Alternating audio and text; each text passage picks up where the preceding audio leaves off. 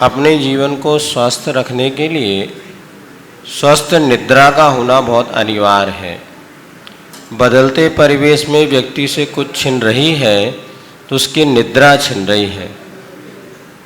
तो हम वास्तव में स्वस्थ निद्रा लाने के लिए व्यक्ति को कैसा पुरुषार्थ करना चाहिए और किस दिशा में, शायद ऐसा भी सुनते हैं दिशा का भी प्रभाव होता है, तो अच्छी स्वस्थ निद्रा कैसे आए जिससे कि व्यक्ति स्वस्थ रह सके। बहुत अच्छा सवाल किया महाराज ने।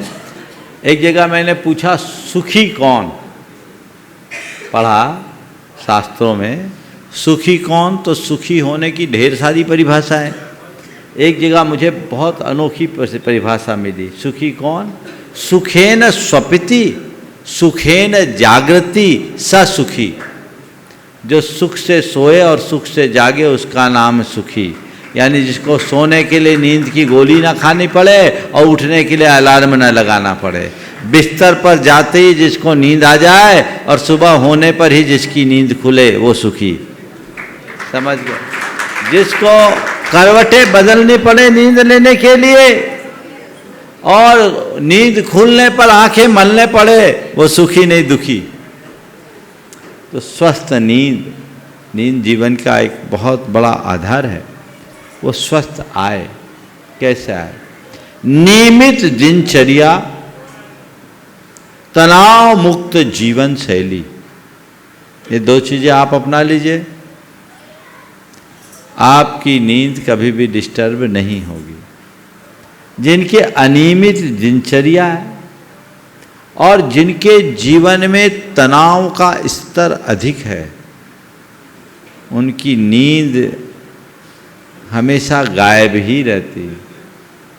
तो इससे मुक्त होइए, तनाव को विदा कीजिए, अपनी जीवन शैली को बदलिए। जो काम करना है, जितना करना है, जब करना है उसे वहीं तक कीजिए। अपने दुकान और दफ्तर को अपने घर पर मत लाइए और अपना घर दुकान दफ्तर में मत आने दीजिए। आज का काम आज ही कर लीजिए, आज का काम कल पर मत टालिए। जो काम जैसे करना है उसको उसी विधि से, उसी रीति से कीजिए, तो आपके अंदर कभी तनाव हावी नहीं होगा। और आध्यात्मिकता से जुड़कर चलिए।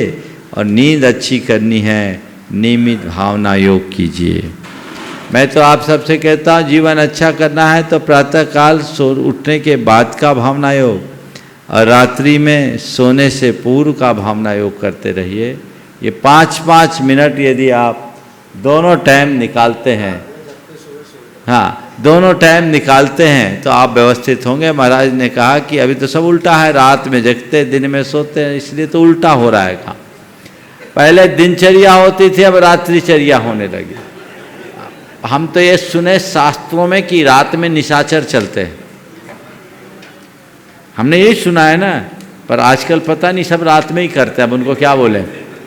हाँ, दिनचर्या नहीं, अब तो रात्रिचर्या हो गई। कई लोग हैं जिनका सूरज ही 12 बजे उगता है, तो मैं समझता हूँ जिनका सूरज 12 बजे उगेगा उनका भाग्य के सूरज का भी 12 ही बज जाएगा। यही हाल हो रहा है।